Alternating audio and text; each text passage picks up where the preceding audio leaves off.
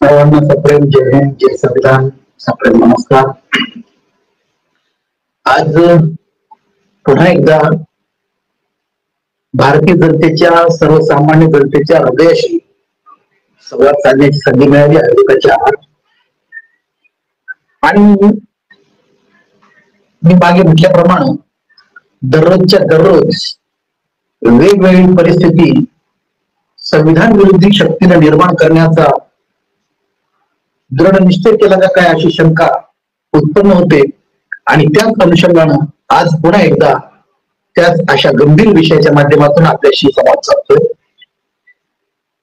आपल्या देशाचे उपराष्ट्रपती,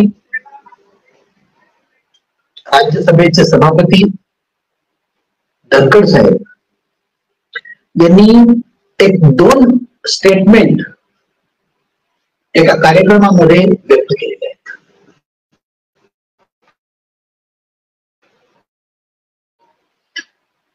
एक स्टेटमेंट असं की समाजवाद म्हणजे भारताच्या संविधानातील उद्देशिकेमधील जो समाजवाद शब्द आहे, जो धर्मनिरपेक्ष शब्द आहे, हे दोन्ही शब्द त्यांना एक प्रकारे अल्सर प्रमाणे, ज्याला नासरू म्हणतात, अशा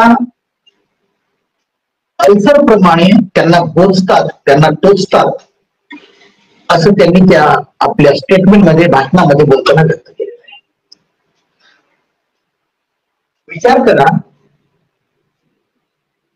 ज्या देशामध्ये हजारो वर्षापासून मनुस्मृतीची गुलामी लागलेली होती, अशा देशाचा पुनर्जन्म करण्याचा प्रयत्न संपूर्ण महापुरुषांनी केला. त्यातल्या त्यात विशेष करून डॉक्टर बाबासाहेब आंबेडकरांनी आम्हाला संविधानाच्या निर्मितीच्या माध्यमातून देशाचा पुनर्जन्म करण्यामध्ये सिंहाचा वाटा उचलला. आणि त्या भारताच्या संविधानाच्या उद्देशिकेतूनच स्वातंत्र्य, समानता, न्याय आणि बंधुता, धर्मनिरपेक्षता आणि समाजवाद या लोकशाही मूल्यांना आविष्कारित करण्यासाठी आम्ही भारताचे लोक आणि स्वतः अधिनियमित आणि अंगीकृत करण्यासाठी आम्ही तत्पर आहोत, अशी आम्ही शपथ घेतो. अशा शपथेला काळीमा फासण्याचं काम या धनखड उपराष्ट्रपतींनी केले आहे. ज्यांनी या संविधाननिष्ठ असण्याची प्रतिज्ञा घेऊन या उपराष्ट्रपती पदाच्या खुर्चीवर बसले, त्यांनीच अशा प्रकारचं वक्तव्य करून या देशाच्या संविधानाचा, या देशाचा, या लोकशाहीचा आणि मानवतावादाचा एक प्रकारे अपमान नव्हे तर एक प्रकारे त्यांनी हत्या केलेली आहे. या हत्येचा मी निषेध करतो आपले समाजात. त्याचबरोबर ते म्हणतात की या संविधानाच्या जे पिछडा वर्ग आहे, ज्यांना आरक्षणाच्या माध्यमातून सामाजिक आणि आर्थिक समानता मिळविण्याचा दर्जा प्राप्त करून देण्यासाठी आरक्षणाची सुविधा डॉक्टर बाबासाहेब आंबेडकरांनी दिलेली आहे. त्यामध्ये एससी वर्ग आहे, एसटी वर्ग आहे, प्रवर्ग, ओबीसी आहे, मायनॉरिटीज आहेत. अशांच्या माध्यमातून सनातन्यांना वाव मिळत नाही, अशा प्रकारे त्यांनी दुसरं वक्तव्य केलं आहे. म्हणजे सनातन्यांना आरक्षणाची मुभा नाही, अशा पद्धतीचं त्यांनी हे वक्तव्य केलेलं आहे. हे 2 वक्तव्य, समाजवाद आणि धर्मनिरपेक्षता, हे 2 शब्द माझ्या हृदयाला, काळजाला अल्सर प्रमाणे टोचतात, असं वक्तव्य त्यांनी केलेलं आहे. त्यामुळं त्यांच्या या वक्तव्याचा मी आपल्या संपूर्ण 140 कोटी जनतेच्या वतीनं त्यांचा निषेध करतोय आणि दुसऱ्या वक्तव्याचा सुद्धा निषेध करतोय. एक तर या देशातल्या ज्या काही संविधानिक संस्था आहेत त्यामध्ये माननीय सर्वोच्च न्यायालय असेल, त्यांच्या विराजमान झालेले, त्यांच्या पदावर विराजमान झालेले सरन्यायाधीश असतील, त्याचप्रमाणे या देशाचे प्रधानमंत्री असतील, त्याचप्रमाणे या देशाचे राष्ट्रपती असतील, सीएजी कॅग असेल, आरबीआयचे गव्हर्नर असतील, मुख्य निवडणूक आयुक्त असतील, त्याचप्रमाणे राज्यसभेचे सभापती असतील, उपराष्ट्रपती, त्याचप्रमाणे या देशाच्या लोकसभेचे सभापती असतील ओम बिर्ला,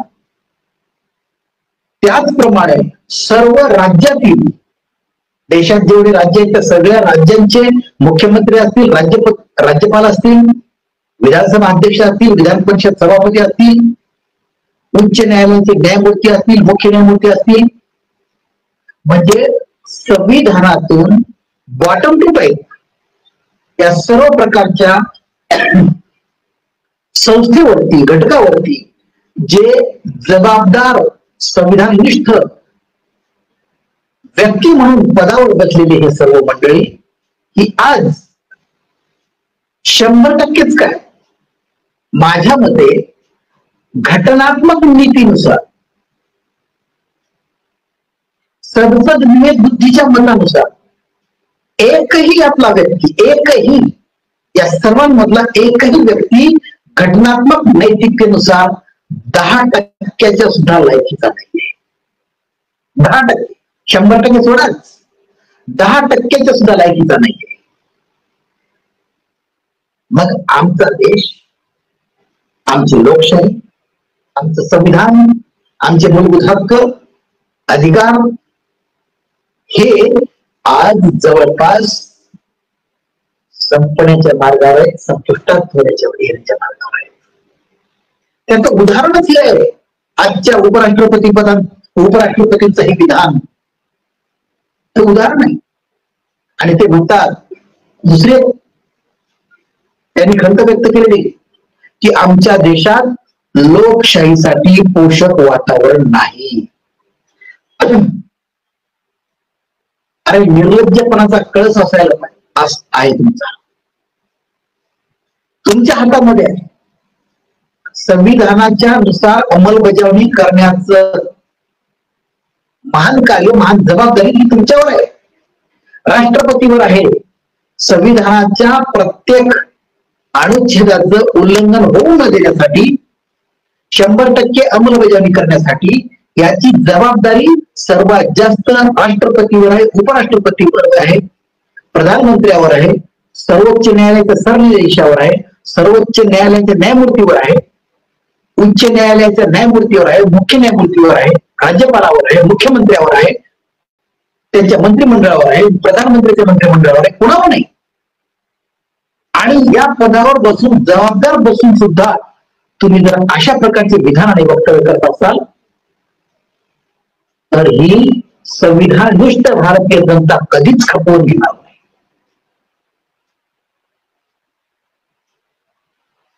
म्हणजे या तुमच्या विधानावरून अशी आम्ही शंका व्यक्त करायची का की तुम्हाला RSSच्या शताब्दी वर्षाचा पूर्ती सोहळा साजरी करण्यासाठी ही बीज पेरणी आहे का?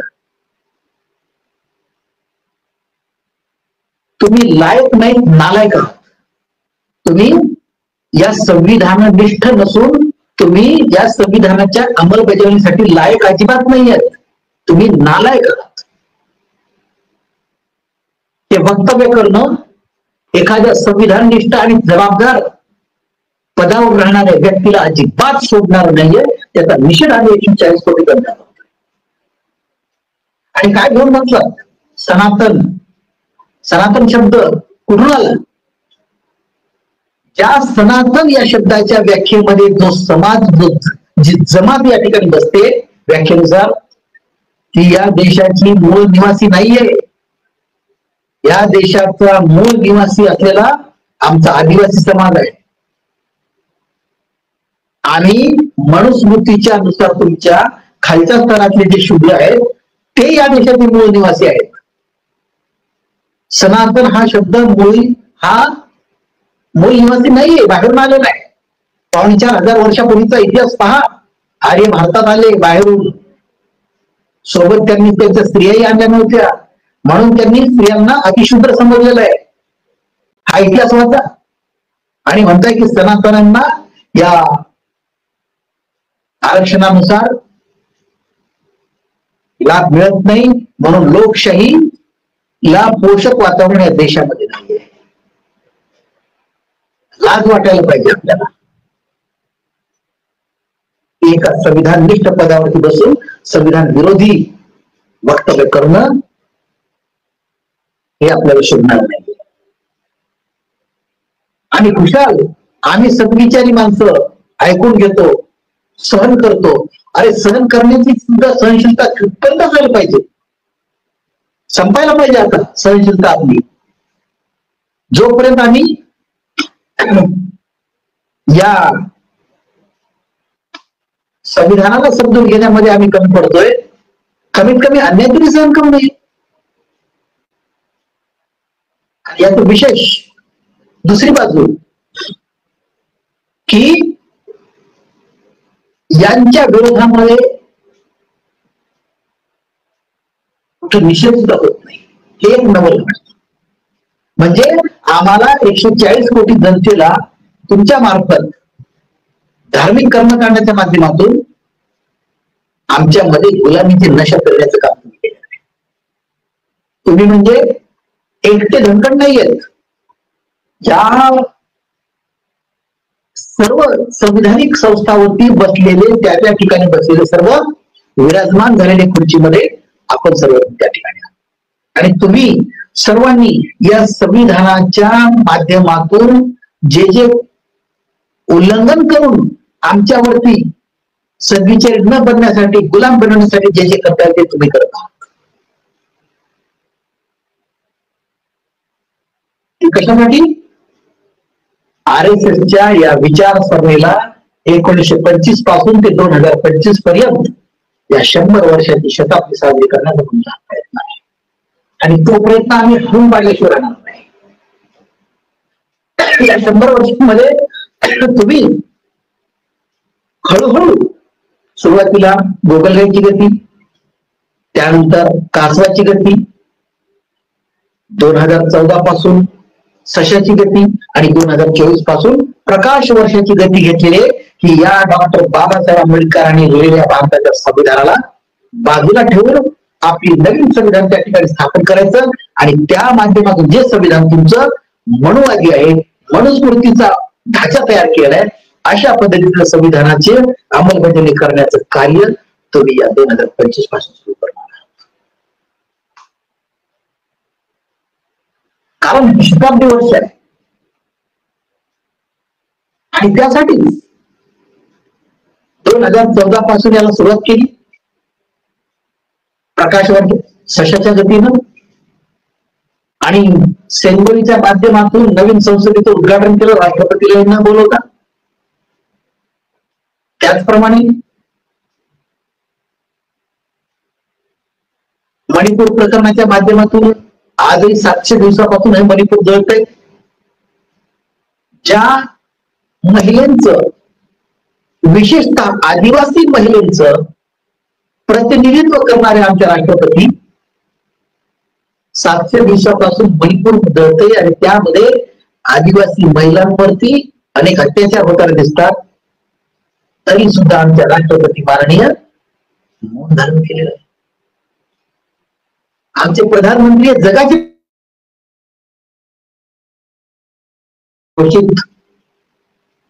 जगाचे प्रधानमंत्री पायाला भिंगरी लावून संपूर्ण जगामध्ये बिनबुलाय मेहमान म्हणून आमचे फिरणारे प्रधानमंत्री नरेंद्र मोदी. कुणी बोलवो न बोलवो मनानेच जाणे भेटणे, जगाचे प्रधानमंत्री बनून सुद्धा, विश्वगुरु बनून सुद्धा ऑपरेशन सिंदूरला सीज फायर अमेरिका करते डोनाल्ड ट्रम्प. काय असेल याचा अर्थ काय आहे?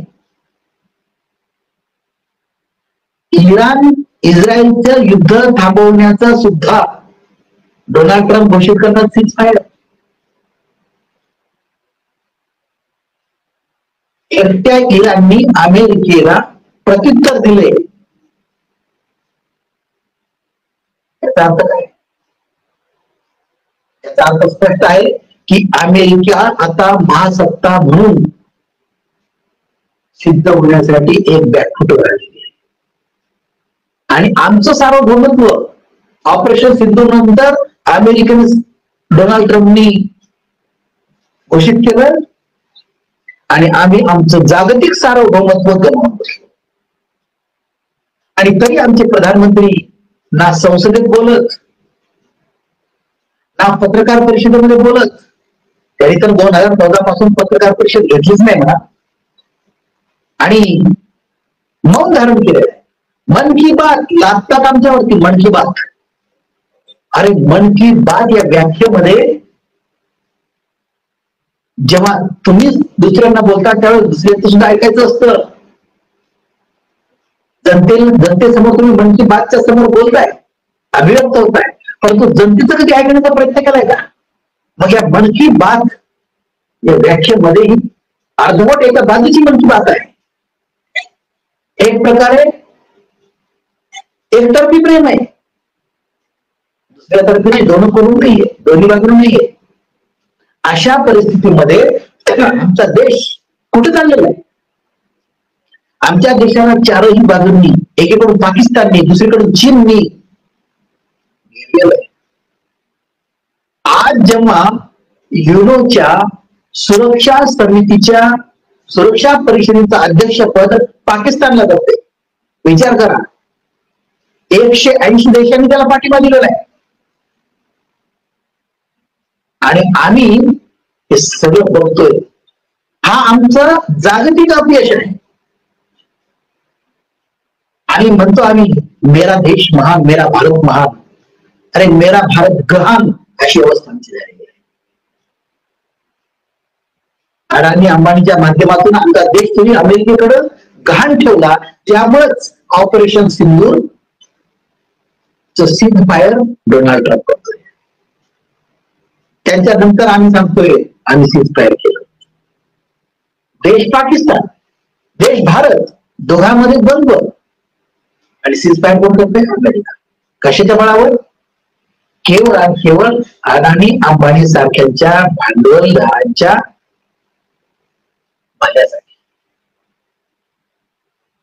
मग आम्ही अशा अवस्थेमध्ये आम्ही जागतिक सार्वभौमत्व आमचं आम्ही गमावून बसतोय. आणि आमचं देशातील सर्वसामान्य जनतेचा स्वातंत्र्य, समानता, न्याय आणि बंधुतेचा जे संविधानिक मूल्य आहेत, लोकशाहीची मूल्य आहेत, त्या सर्वसामान्य जनतेचं अशा प्रकारचं स्वातंत्र्य आम्ही हिरावून घेण्यासाठीच की काय, अशा पद्धतीनं उपराष्ट्रपतींनी विधान केलं दिसतंय. या 100 वर्ष शताब्दी वर्षानिमित्त मनुवाद पुन्हा पेरण्यासाठी एक क्ल्यू सोडत आहेत. इकडे आमचे महाराष्ट्राचे एव्हीएम मुख्यमंत्री फडणवीस साहेब यांनी केंद्र सरकारच्या माध्यमातून आणि राज्य सरकारची सर्व तिजोरी धर्माच्या मंदिरावर रिकामी करण्याचं ठरवलेलं आहे. बोलाचीच कडी आणि बोलाच्या भातानुसार विकासाच्या गप्पा मारल्या जात आहेत. शक्तीपीठ महामार्गाची निर्मिती केल्या जात आहे. का नाव तरी काय शक्तीपीठ? महाराष्ट्राच्या सरकारच्या तिजोरीमध्ये खडखडाट असताना सुद्धा विकास कामासाठी कुठून पैसा येतो? विकास हा विकास आर्थिक विकास हा खोटारडा विकास आहे. अर्थशास्त्राच्या व्याख्येमध्ये विकास या संकल्पनेच्या खऱ्या व्याख्येमध्ये कर्ज ही संकल्पना बसूच शकत नाही. इनकमिंग आणि आउटगोईंग, उत्पन्न आणि खर्च हे निदान कमीत कमी एका रेषेत जर असतील, लेवलच्या एका दर्जाच्या रेषेमध्ये असतील तर कमीत कमी न्यूट्रल जर असतो. परंतु उत्पन्नापेक्षा 10 पट जर खर्च असेल तर ते कर्जाशिवाय शक्य नाही. आणि कर्जामुळं जसा आमचा आत्महत्या शेतकरी जसा आमचा आत्महत्या करतो तसे मग आमच्या राज्याला आणि आमच्या केंद्राला सुद्धा आत्महत्याची वेळ. त्यावेळेस आमची आत्महत्या कशी असेल? हजारो शेतकरी महाराष्ट्रामध्ये कर्जबाजारी होऊन आत्महत्या करतात. कर्जबाजारीपणा कधी होतो? जेव्हा आवश्यक गरजा भागविण्यासाठी, अतिआवश्यक गरजा भागविण्यासाठी आमच्या हातामध्ये उत्तराचं साधन नसतं आणि ते साधनं अपुरी पडतात. म्हणून हातातोंडाशी गाठ घालण्यासाठी आम्ही बँकेकडे, पतसंस्थेकडे, सावकाराकडे जातो आणि त्यांच्याकडून कर्ज घेऊन आमच्या हातातोंडाचा जुळवणी करतो आणि याचा जेव्हा अतिरेक होतो त्यावेळेस आम्ही आमचा शेतकरी आमच्या कर्जबाजारीने आत्महत्या करतो.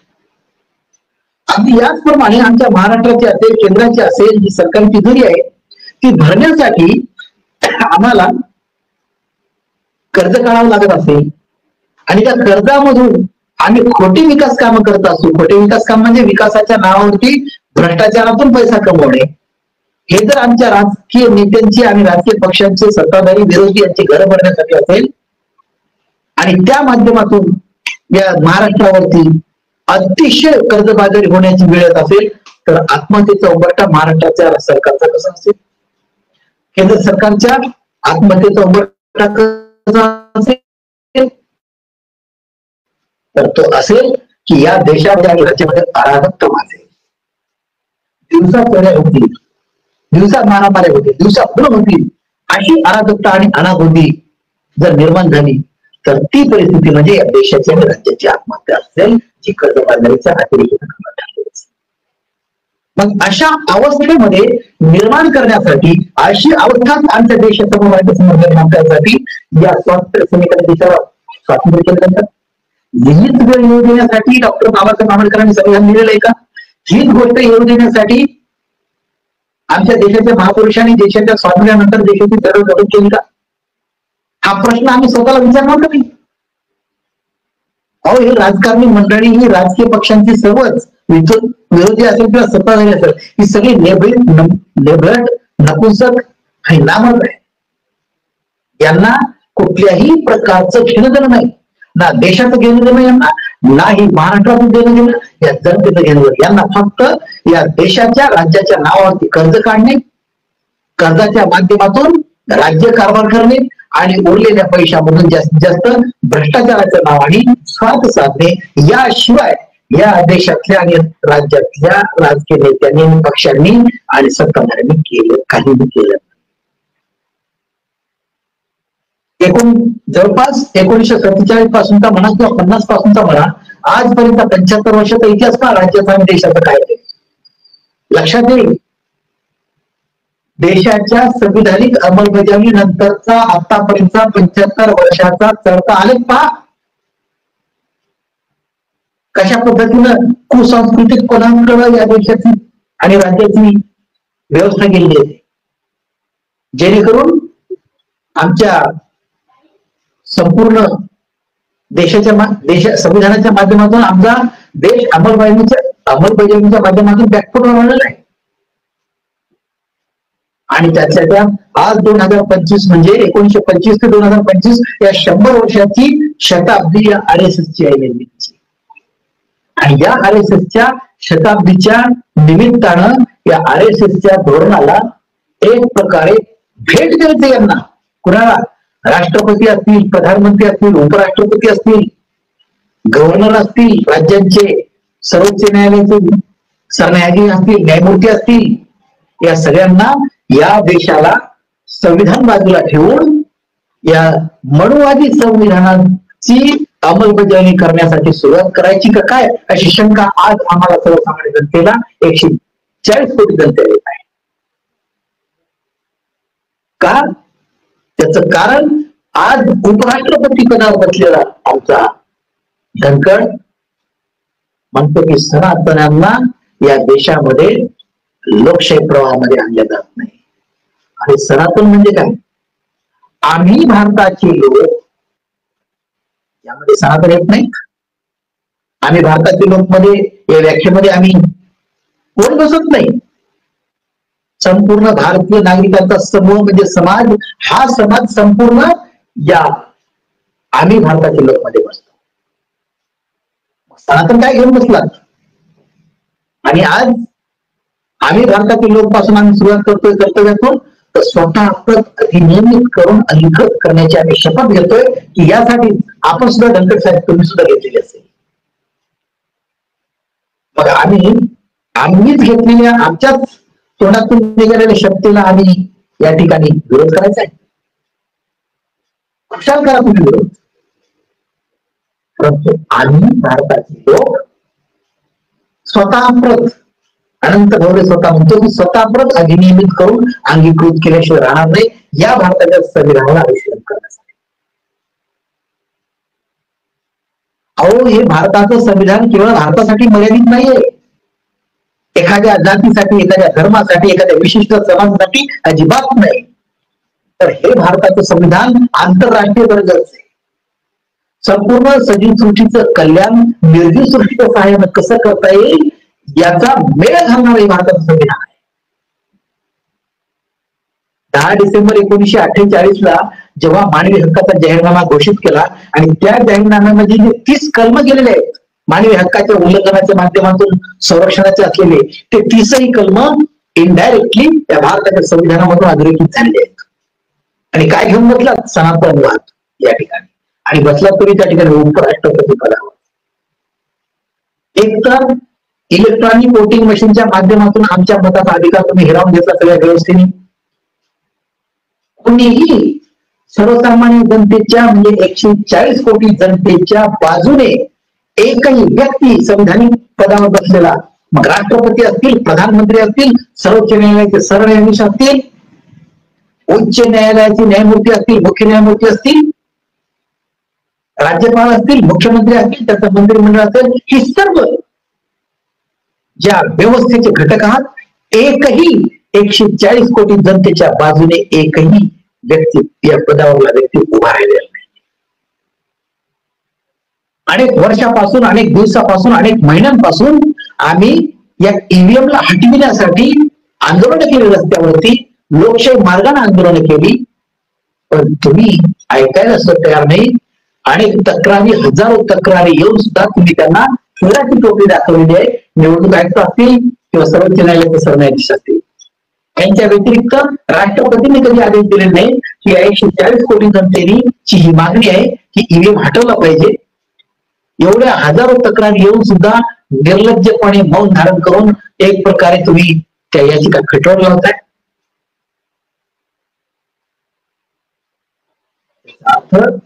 याचा अर्थ तुम्हाला सर्वांना या देशामध्ये मनवादाची पेरणी करायची आहे.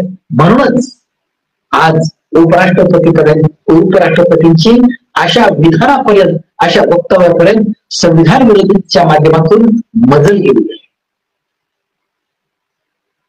आणि त्यासाठीच एक लक्षात घ्या, तुम्ही संविधानाच्या माध्यमातून जबाबदार संविधाननिष्ठ म्हणून शपथ घेतली आणि त्या प्रत्येक पदावरती तुम्ही सगळे विराजमान झालात, परंतु तुम्ही एकही संविधाननिष्ठ नाही आहात. या एका वक्तव्यामुळे या सर्वांच्या बाबतीत ही आमची मानसधारणा झाली.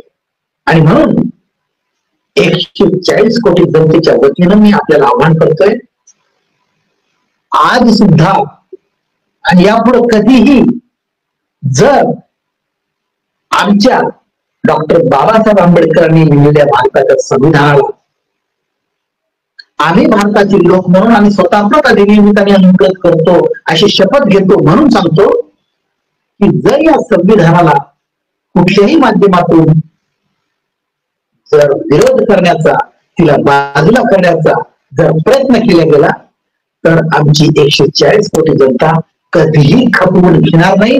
आम्ही स्वातंत्र्यापूर्वीच्या गुलामीमध्ये कधी जाणार नाही. आणि जाळून देण्याचा तुम्ही कितीही प्रयत्न केला, आम्हाला घेऊन जाण्याचा प्रयत्न केला, तर ते आम्ही खपवून घेणार नाही. त्यासाठी आम्ही पुन्हा ज्या पद्धतीनं धर्म, जात, पंथ बाजूला फेकून देऊन आम्ही देशाच्या स्वातंत्र्यासाठी इंग्रजांविरुद्ध लढलो, अगदी त्याच पद्धतीनं या RSS वाल्याच्या मनुवाद्याच्या या संपूर्ण फलटणीच्या विरोधामध्ये आम्ही रान उठू आणि त्यासाठी शेवटच्या श्वासापर्यंत लढू. याशिवाय आम्ही गप्प बसणारे नाही, अशा पद्धतीचा आव्हान मी आपल्याला करतोय. आणि यापुढे अशा पद्धतीचे वक्तव्य आणि विधान करून या देशातल्या स्वातंत्र्य, समानता, न्याय आणि बंधुता, समाजवाद आणि धर्मनिरपेक्षता या लोकशाही अलंकारिक मूल्यांना तडा देण्याचं काम तुम्ही करू नका आणि तुम्ही कुणीच करू नका, असं तुम्हाला मी आव्हान करतो. आणि जर यापुढे करण्याचा प्रयत्न केला तर ते तुम्हाला सर्वांना मागात पडेल. कारण आमच्या डॉक्टर बाबासाहेब आंबेडकरांनी एक भाकीत व्यक्त केलं होतं, ते म्हणजे की जर येणाऱ्या 26 जानेवारी 1950 ला मिळालेलं स्वातंत्र्य जर तुम्ही कदाचित गमावून बसलात तर पुन्हा ते आम्ही कदाचित मिळवू शकणार नाही. हा इशारा आम्ही आमच्या हृदयामध्ये करून ठेवला आहे. आणि त्याच इशाऱ्यानुसार तुम्हाला मी हा इशारा देतोय की तुम्ही अशा पद्धतीने वक्तव्य करून या देशाचं, भारताचं संविधान जे बाबासाहेबांनी लिहिलेलं आहे त्या मूल्यांना, लोकशाही मूल्यांना, स्वातंत्र्य, समानता, न्याय आणि बंधुता, समाजवाद आणि धर्मनिरपेक्षता या 6ही मूल्यांना तडा देण्याचा प्रयत्न करू नये. आणि जर करत असाल तर संपूर्ण जनता तुमच्या विरोधामध्ये उभी करून आम्ही शेवटच्या श्वासापर्यंत लढू आणि त्याचा निषेध करत राहू. रस्त्यावर उठून प्रसंगी आणि ईव्हीएमला हटविण्यासाठी आम्ही शेवटपर्यंत रस्त्यावर लढू. ईव्हीएमच काय, या देशातील संविधान विरोधी शक्तीला जगाच्या वेशीवर टाकण्यासाठी सर्वत्र प्रयत्न करू. आणि तुम्ही ज्या पद्धतीनं या मनुवादी, मनुस्मृतीची, या लोकशाहीच्या माध्यमातून बाजूला फेडण्यासाठी जे बीज पेरण्याचे काम केलेलं आहे त्याचा निषेध करून यामधूनच आवाहन करतो की अशा प्रकारचा प्रयत्न आम्ही कधी खपवून घेणार नाही आणि कधी करू देणार नाही, असं या ठिकाणी तुम्हाला सपशेल आवाहन करतो आणि थांबतो. जय संविधान, जय भारत, धन्यवाद, जय हिंद सर. आणि शेवटी पुन्हा एकदा सर्वसामान्य जनतेला सांगतो की आता तरी निदान 75 वर्षाच्या नंतर या राजकीय पक्षांकडून, या विरोधी सत्ताधारी पक्षांकडून किंवा या संपूर्ण संविधानिक संस्थांकडून आपण अन्याय सहन करण्याची कधीही तयारी ठेवू नये. सहनशीलता आपली संपलेली आहे असं गृहीत धरून उद्याचा येणारा दिवस आम्हाला मरण घेऊन येणार आहे, याची काळजी घ्यावी, याची दक्षता घ्यावी आणि त्यानुसार कृती करावी, असं आव्हान मी प्रत्येक सर्वसामान्य भारतीय नागरिकाला करतो आणि थांबतो. जय संविधान, जय भारत, धन्यवाद.